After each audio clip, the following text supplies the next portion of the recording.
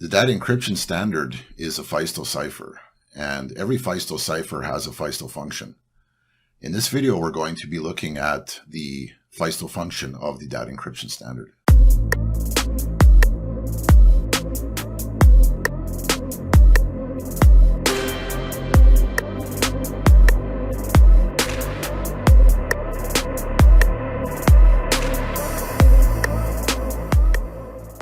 The focus of this video is going to be implementing the Feistel function of DES.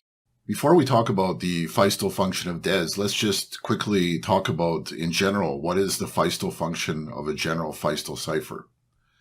So just for some notation, let's let Bn denote the sequences of length n of zeros and ones. So sequences of bits of length n. And if we look at the integers that correspond to those bit sequences, we see that Bn is in fact in bijection with the integers from 0 up to 2 to the n minus 1. Bn is just a convenient notation, so we can denote the domain and ranges of the p boxes and s boxes that are used. So let's let n, k, and r be positive integers, and then the general Feistel cipher construction creates a block cipher which operates on blocks of length 2n bits. The encryption process will have r rounds, and each round of the encryption will take in a key of length k bits. And usually the list of keys are produced by a key schedule. And the central part of the Feistel cipher construction is the Feistel function. And that's a map which goes from Bn cross Bk to Bn. So n here is half the block length, and k is the length of the round keys. And so f takes in 2 arguments, and the return value is a single n-bit value. Now, when we look at the Data Encryption Standard, DES is in fact a Feistel cipher, except for the initial permutation at the beginning and the inverse of the initial permutation at the end. So DES is in fact a Feistel cipher, so it has a Feistel function. And for DES, n is going to be 32. Remember, n is half the block length. The block length of DES is 64, so n is 32. And r is the number of rounds, and there's 16 rounds in DES, so r is 16. And the length of the round key is 48. And remember, the key schedule produced 16 48-bit round keys, so k is 48. So the Feistel function for DES is going to be a function which goes from B32 cross B48 to B32. And we can understand the definition of the Feistel function right here based on a diagram. So the 2 parameters that are inputted to the Feistel function f are x, which is a 32-bit integer, and the key, which is a 48-bit integer.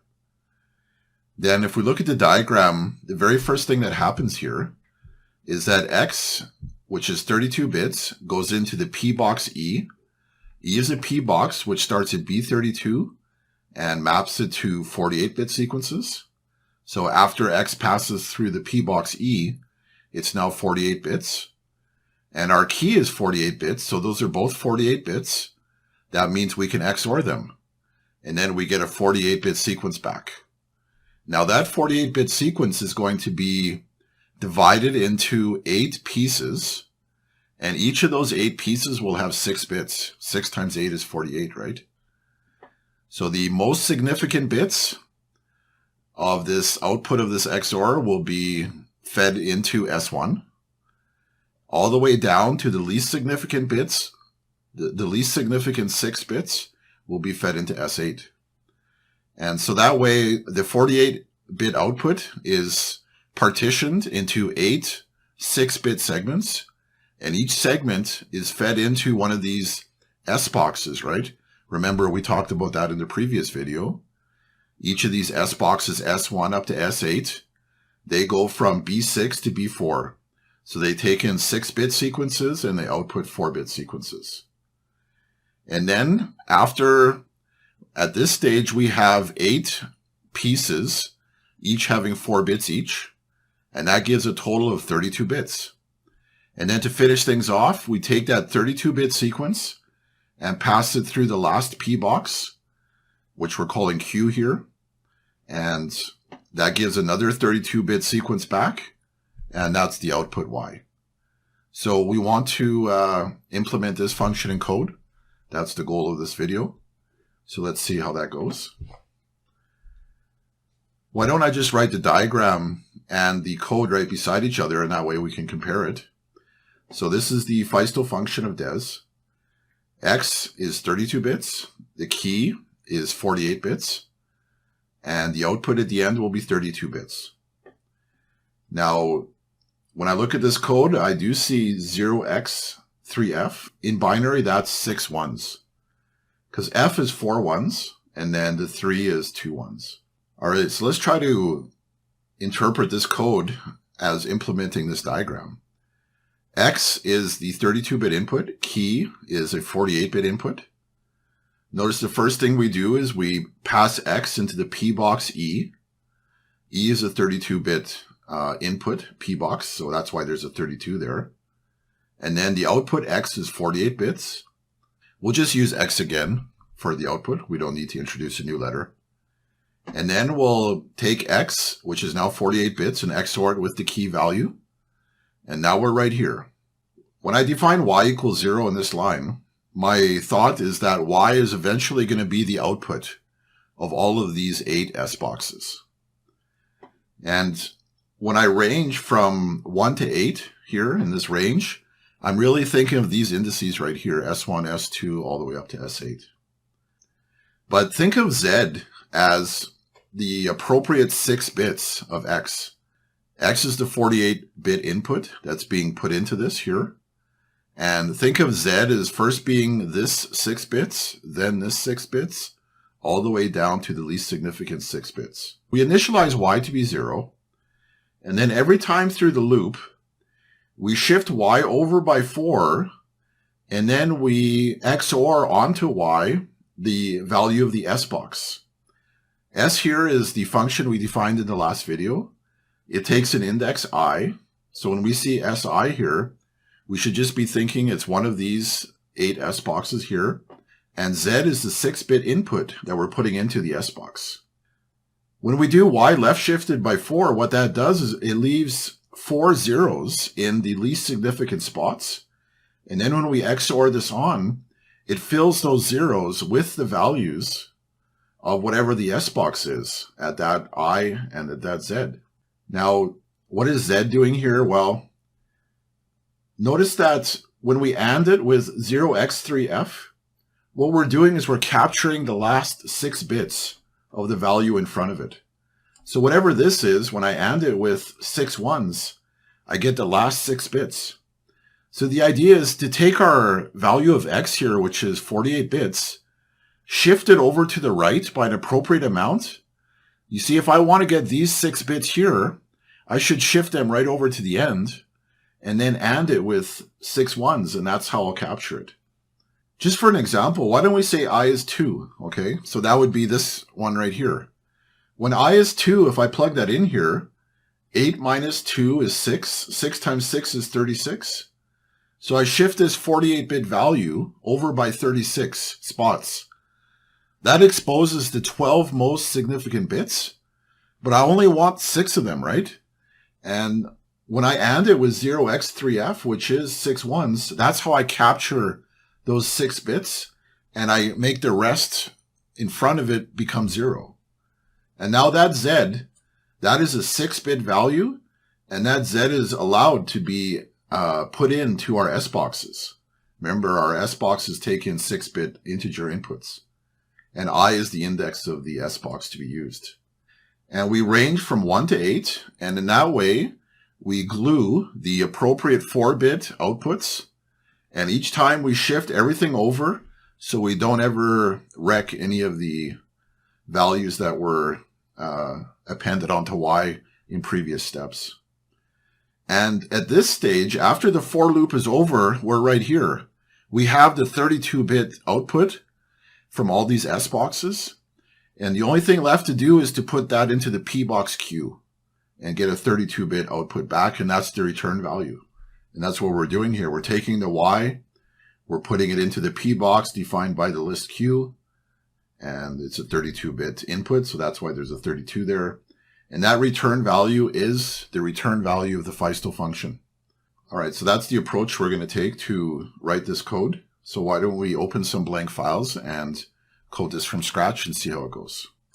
So let's make 3 different files here, and we'll make one file for the SBox code that we did in the last video. One file for the P boxes that are used in DES. There's a lot of P boxes that are used in DES. So why don't we make a file to separate all them? And then our main code for the encryption and decryption algorithm, as well as for the Feistel function, we'll put in this file DES here. So for the DES SBox code, we can just copy and paste the work we did before.